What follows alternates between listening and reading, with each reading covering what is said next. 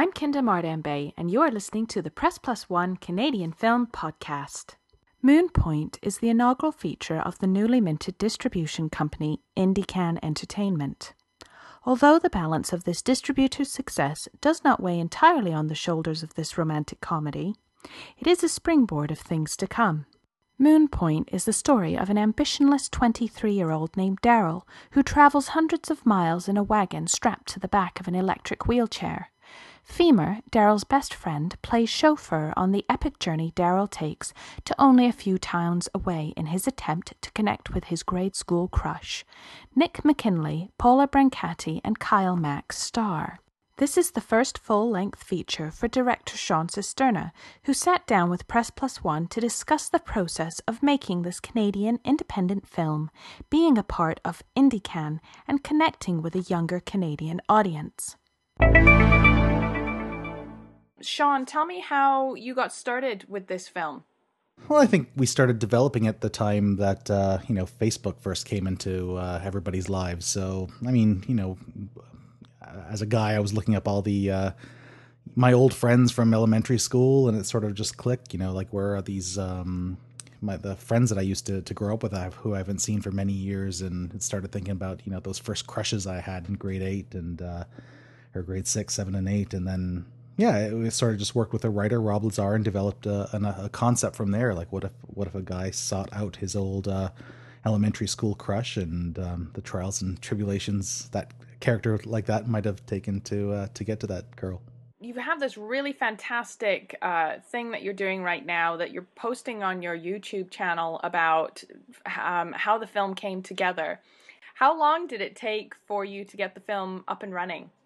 Oh my gosh. Well, I think we started in around, I had a first draft of a script in 2008, and that's when I started applying for funding. So, through various, screenwriting and development funding and production funding and post-production funding, it was a good 3 to 4 years before we actually, pulled the trigger and started making the movie and then finally finished it. So, yeah, I would say about 3 years worth of solid funding applications and just rejection after rejection after rejection, and with a few positive acceptances here and there. But for the most part, it was really tough struggle to get the film funders on board to help support the project. I don't know if it was too young and hip for our traditional dramatic funding sources, but in hindsight, I'm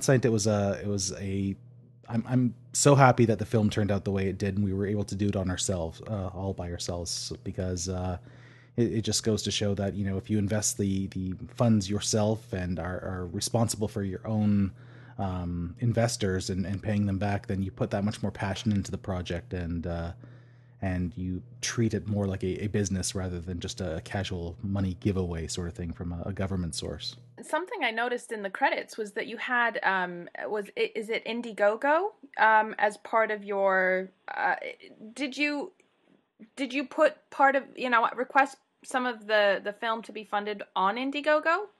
Yeah, we got to the point where we completed a rough cut of the film and needed a bit of extra help to help sound mix the project and do color correction. So by that time, we were just out of money and didn't know where else to turn. Obviously, all the funders had turned us down already. And someone suggested doing an Indiegogo campaign where you could crowdsource and use your Facebook fans, for instance, to help contribute small little chunks of money, $10 here and there, to help us pay for a full sound mix in 5.1 and do color correct in HD and just build the best possible product you could. And so, yeah, we're really thankful for our Indiegogo supporters and for any. It just made that project look much more legitimate than an unfinished project might have. And I really am liking that about the independent filmmaking business. We now have this opportunity to engage our audiences, not by the time the film comes out, but earlier on, where they can feel like they're participating in the film as it's being made. Yeah, I think a lot of our interaction with our fans on Facebook is helps that way because, we don't mind posting our struggles that we're having on the page. Like, we're just trying to create this honest communication back and forth. And I don't think a lot of films do that. I think a lot of films just come out and say, look, here's our big glossy production. But I kind of took we kind of took the opposite approach and showed our struggles along the way, and all the difficulties we had to go through as filmmakers, even getting locations at the time, and searching for song choices. We really engage, socially speaking, with our fans, and they've been very supportive in trying to help the film along the way. And did you find that the social media has really been had a big impact on how the film had come together and being connected with the audiences?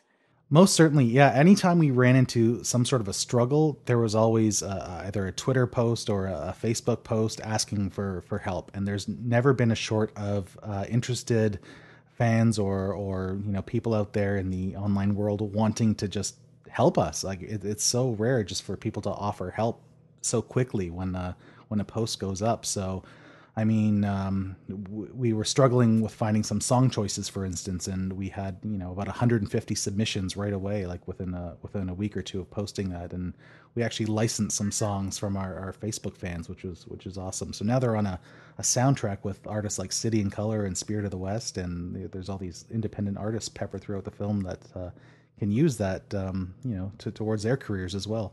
It was more of an afterthought than anything when we started composing a soundtrack or assembling a soundtrack for the movie. I mean, all the managers from the bands started reaching out to us and asking how they could help promote the film, and it was suggested by Karen Bliss, one of the Danger Bees manager, to do a hybrid music video. Like, they would shoot something specifically for us, and then we would work in our clips throughout the way, and it was sort of a benefit for both. Like, we could promote the Danger Bees on our page and at our events, and they could do likewise. So it's just a mutual sort of respect for both projects, I guess. The film stars Kyle Mack, Paula Brancati, and Nick McKinley.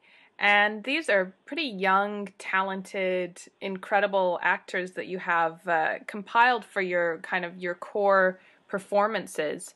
And who's the lady who plays Sarah Cherry?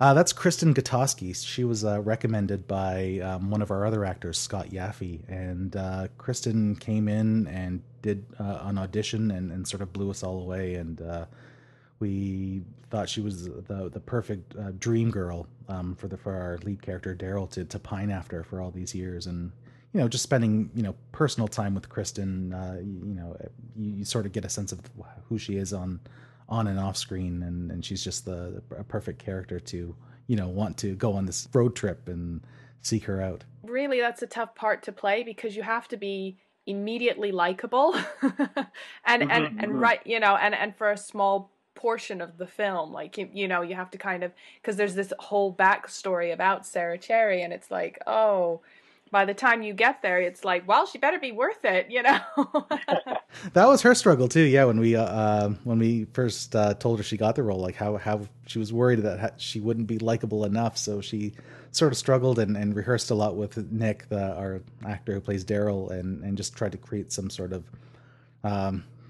instant likability towards her. Someone you felt like you have known for your whole life, but were just sort of reconnecting with.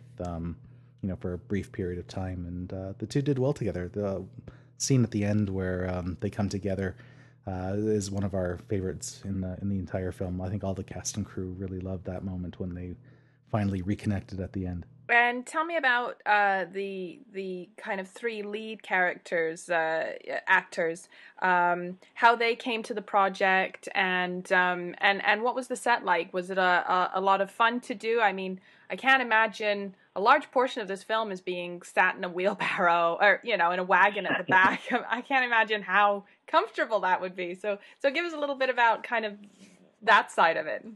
When you make a road trip movie and set in a very tiny wagon, there's no choice but for the actors to get comfortable right away.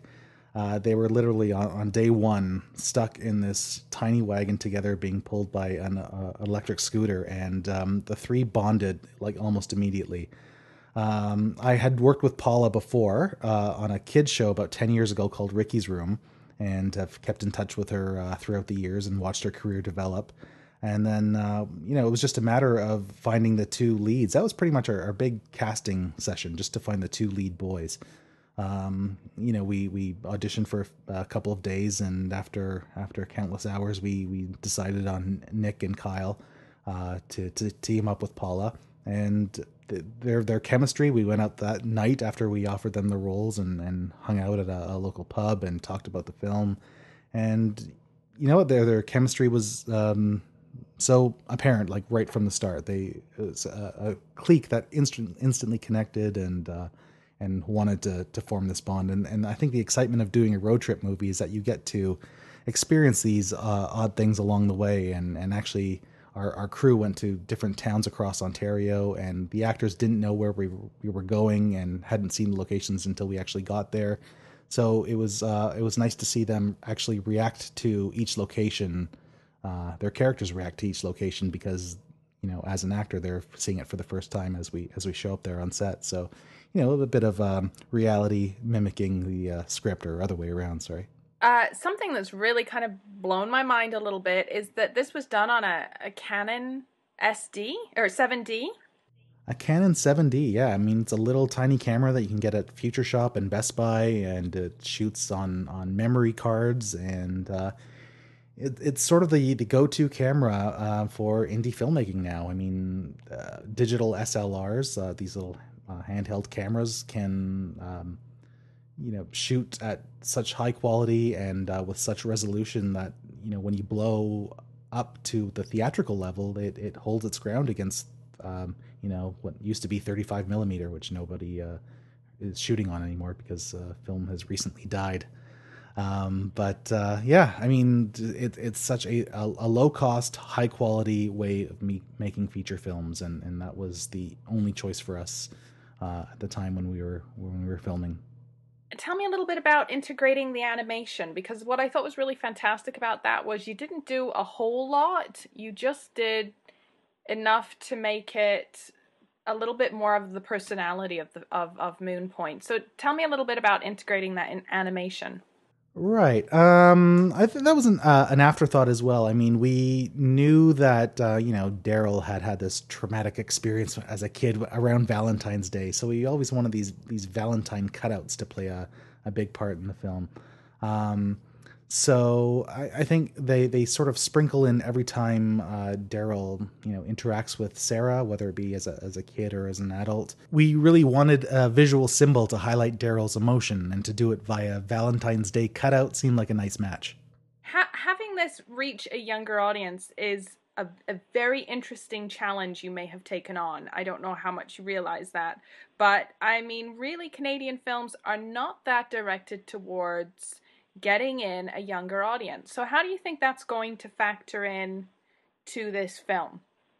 Yeah, I mean, we've spoken about that along the way at the distribution stage. So I mean, we're lucky in the sense that we are, not a film that needs to recoup a lot of investment for our investors to break even, or to make a bit of money. Things that cost millions of dollars are under so much pressure to recoup. But we, as independent filmmakers who funded it pretty much ourselves, aren't under that sort of pressure. So we're happy to go the grassroots marketing approach. So we've been doing school tours all across Ontario, talking to students and getting them excited about the project.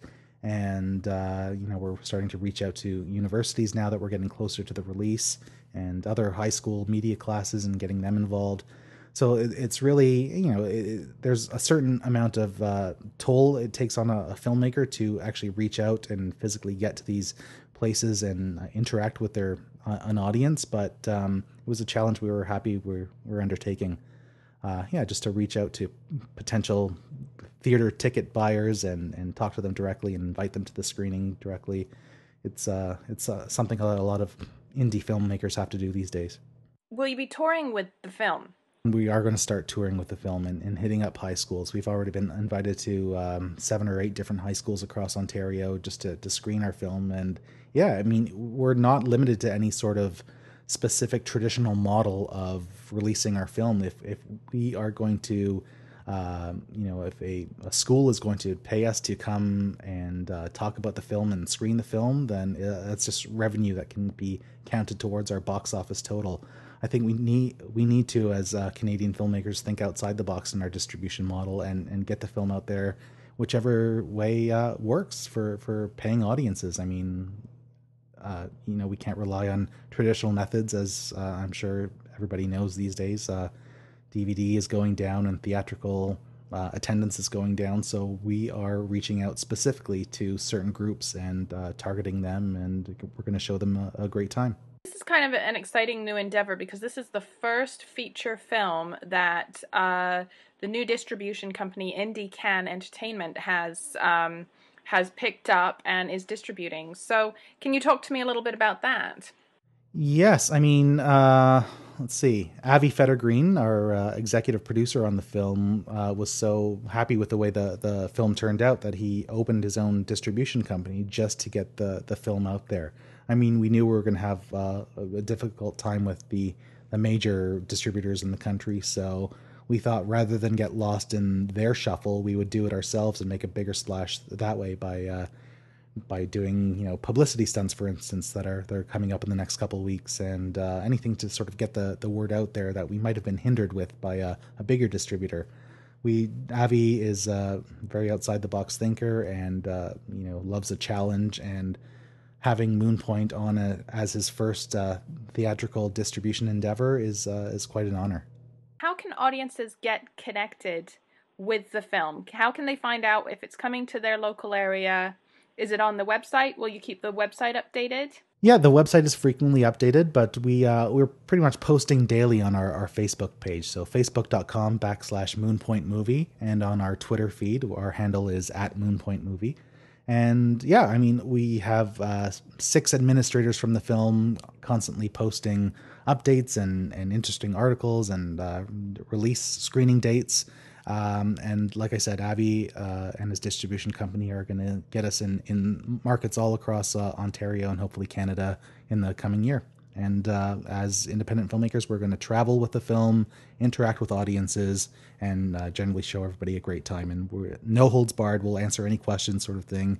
That was a lot of fun on our festival tour. We were in 5 or 6 different festivals across the country, and I think the highlight for audiences was interacting with our cast. And we're very much a no holds barred team, and we'll talk about the film and the passion that went into making it and distributing it at great length.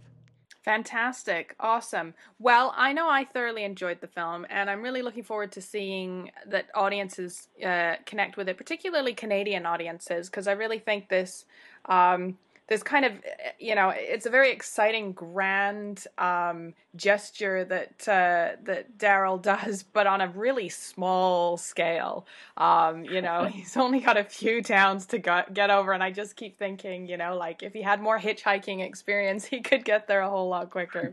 Or if he had a job or he had a car, yeah, it would have been so much easier, but he's a very limited character in what his means are. Best of luck, and thank you very much for doing the interview, Sean. Thanks so much, Kinda. Moonpoint heads to the AMC Theatre in Toronto from February 3rd to the 9th and will be rolling out across Canada after that. It is up to Canadian audiences to search out our great Canadian independent films like Moonpoint, as they can often have short theatrical releases. Check back on the Moonpoint Facebook or our Press Plus One Canadian film section at www.pressplusnumeral1.com/Canadian-film.